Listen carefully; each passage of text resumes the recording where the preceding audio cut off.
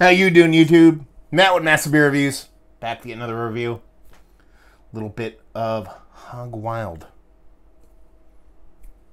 I guess, on the nose, if you will. HogWild India Pale Ale from Aviator Brewing. Yeah, never had anything from these guys. Never heard of these guys, but I was bequeathed a box of beer from down this way, which would be, let's see where are these guys located. It's North Carolina stuff. But this is Fuquay Varina, North Carolina. Never heard of that before.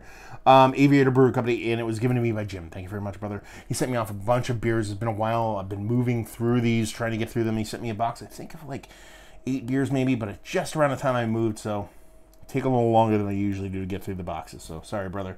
And yeah. Aviator Brew Company, HogWild, India Pale Ale, 6.7% alcohol by volume. Story time. On the side it says, a golden brew made with pale ale and Vienna malts. HogWild is a veritable fest of hops. This beer is designed to let the hops shine through, and the flavor is not hidden with sweet malts. HogWild is brewed with Chinook, Columbus, Cascade, and dry hops with Magnum and Willamette. Hoppy and refreshing ale. Done and done. Label-wise, it's okay. You know, it's a little kind of warthog thingy. Not a big fan of the art. What are you going to do? But Canadian art does not a brewery make. Hopefully it tastes better than I like its art. You know, some people probably dig it. Just not for me. Just reminds me of kind of Teenage Mutant Ninja Turtle cartoon or something, which I love, but this doesn't land. Index finger. Kind of like off khaki color head. Pretty small to medium to large bubbles on the edge. Nice creaminess in the middle. And she's got a soft taste or rich golden orange glow to it. Definitely comes off in that kind of old school malty kind of way with the IPAs. A lot of these new school kind of hazy IPAs tend to lean in that kind of more like grapefruit juicy kind of thing. This is more in that kind of rich caramel malty kind of color. Let's see if we can get a nose. Spicy, biting hops, herbally, spicy. Like tea-like, almost tannic, with a big kind of caramel kind of maltiness to it. Yeah, rich sweet malts with a kind of sappy, kind of west coasty, herbally biting kind of hoppiness. Smells old school. Let's dive in. Cheers.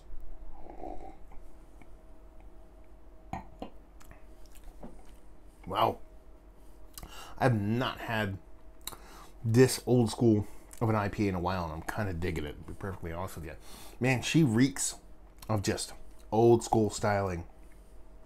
The hops come off really bittering, really kind of super rindy, super kind of pine needly. There's a little bit of canniness to it because it has that rich kind of caramel malt. It comes off a bit more candied. Really, really aggressively bittering. Reminds me a lot of some of the bigger old West Coast IPAs. It drinks way bigger than it actually is. What, 6.7?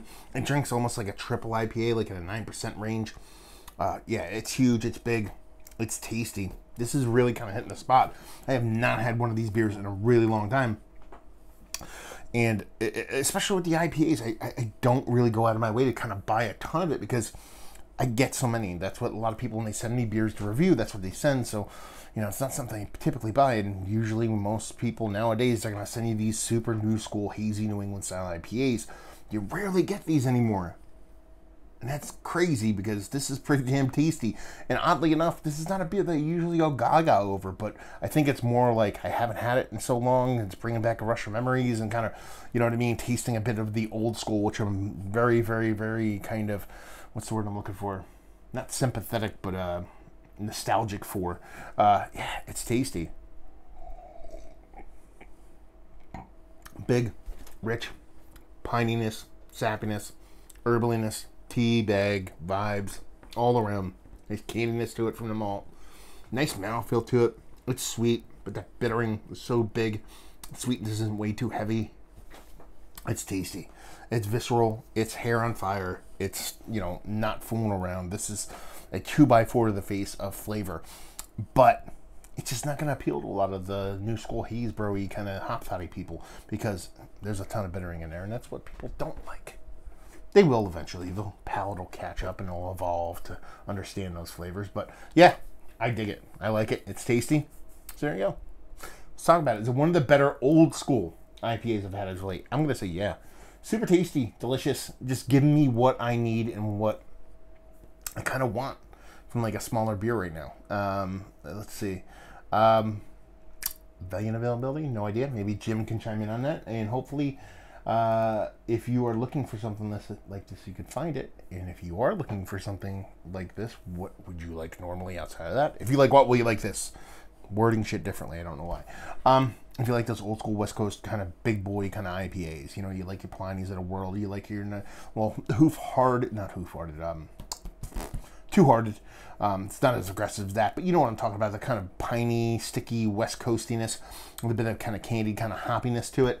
If that's your jam and you hearken for the days when those were the king of the hop world, then this is going to be your jam, because that's what you're going to get here in a big, robust, mean mugging kind of package.